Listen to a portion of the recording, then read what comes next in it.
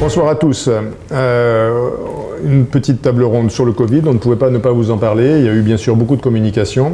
On a essayé de retenir ce qui nous paraissait le plus utile et intéressant. Et on commence par alcool et Covid.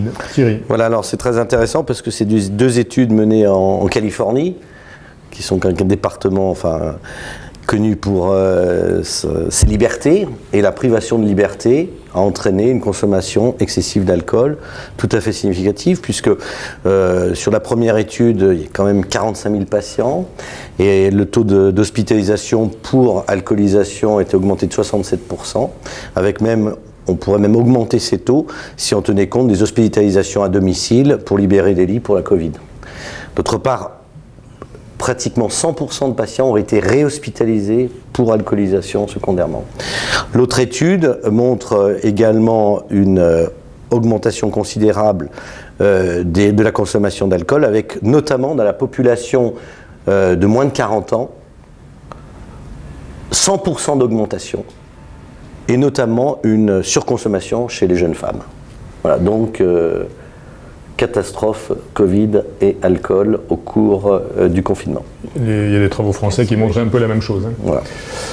Patrick, Covid, vaccination, efficacité biologique ? On se pose souvent la question, est-ce que les patients qu'on vaccine, qui ont une baisse de l'immunité, vont avoir une réponse à la vaccination ?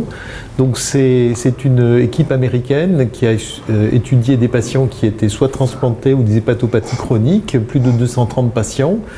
Après une vaccination Covid-19, les 3 vaccins ARN, des vaccinations qui étaient faites suivant les recommandations, avec un dosage des anticorps plus de 40 jours après la dernière injection.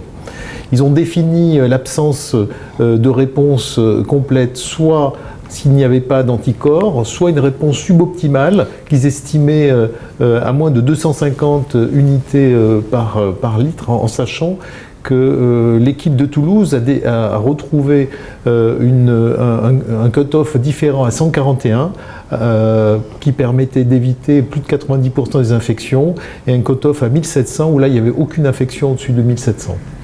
Dans ce type de population, en revenant à l'étude américaine, les patients qui étaient transplantés, il y avait à peu près 61% de patients qui n'avaient pas des taux d'anticorps optimaux.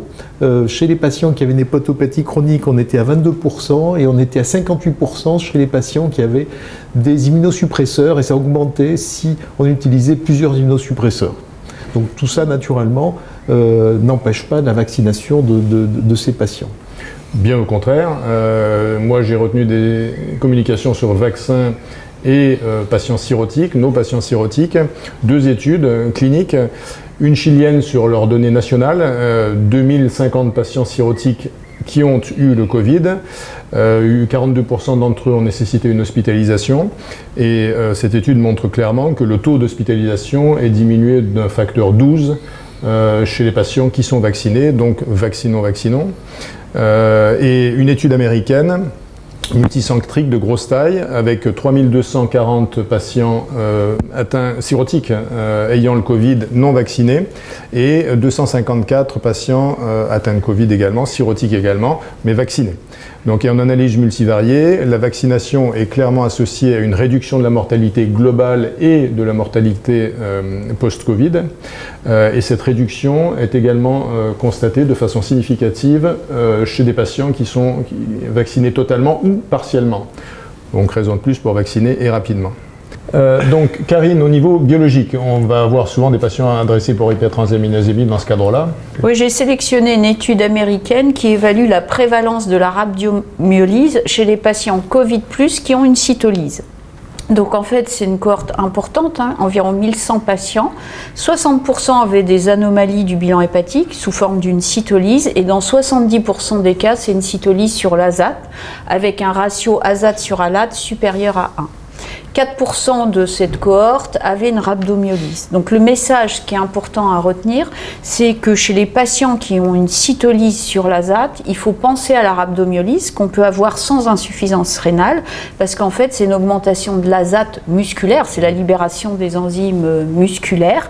Et pourquoi ça a un intérêt de dépister cette rhabdomyolyse même s'il n'y a pas d'insuffisance rénale? Parce que c'est des malades plus graves qui ont un risque plus important d'aller aux soins continus et d'avoir accès à la dialyse. Donc il faut être plus vigilant chez ces patients. Merci Pierre. Les cytolyses, c'est pas que la rhabdomyolyse. Exactement, on revient un peu en arrière sur les cytolyses simples. Les infectiologues nous ont beaucoup stimulé l'an dernier, en 2020, surtout au début de l'infection, puisqu'ils étaient confrontés à des troubles bibliopathiques sur les patients dans les secteurs Covid. On ne savait pas trop que leur répondre. Depuis, on a vu quelques études françaises et cette étude asiatique que j'ai sélectionnée, qui a porté sur une cohorte de plus de 1000 patients, qui a été étudiée sur 3 mois à Hong Kong, des gens qui ont été admis donc, aux urgences pour des Covid, des infections à Covid. 4% de ces patients avaient l'hépatite B, très peu avaient l'hépatite C, 0,3%, et aucun n'avait de cirrhose.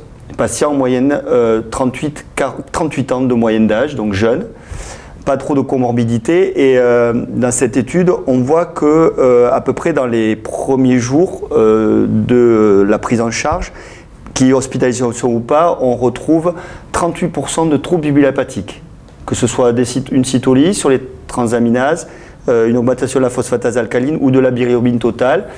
Et donc 34%, ça corrobore un peu les données françaises. On a montré que c'est à peu près un patient sur 2 qui avait des troubles bibliopathiques, donc très fréquent.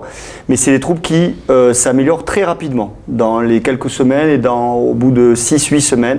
C'est des troubles qui sont complètement résolus. Et si on regarde à 1 an, quels que soient les sous-groupes, on s'aperçoit qu'ils ont quasiment disparu.